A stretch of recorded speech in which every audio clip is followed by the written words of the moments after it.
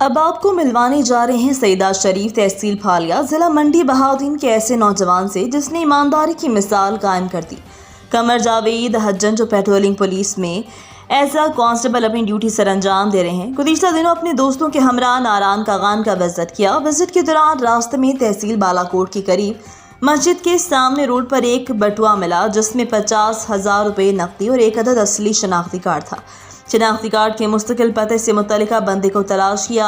निशानी पता चेक करके मस्जिद में बैठकर उसका बटुआ बमान नकदी वापस किया, जिसने पूरे पंजाब के लोग ईमानदारी की तारीफ की।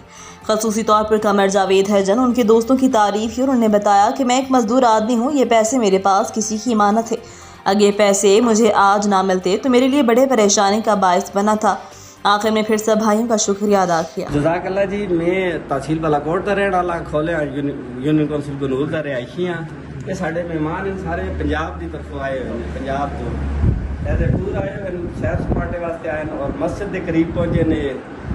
बडवार रजूनी के करीब जी मस्जिद है बिस्मिल्लाह मस्जिद, मस्जिद आशा मस्जिद गालिबान मस्जिद आशा मस्जिद के करीब पहुंचे तो मैं वजू करने वास्ते बाथरूम चला गया। मेरा पर्स जरा सी रोड भी डिग गया तो वो इन्होंने मिले वजू करके वापस आ रहे सुन इन्होंने जिस मिले ने मैं ढूंढने वास्ते यानी वापस बालाकोट की तरफ जा रहा था। मैंने कोई यकीन नहीं सी कि इतने डिग्या होना। इन्होंने मैंने कहा थोड़ी कोई चीज़ डिगी है, मैं क्या मेरा पर्स डिगे। इन्होंने कहा तुम आराम ना वजू करके नमाज पढ़ो।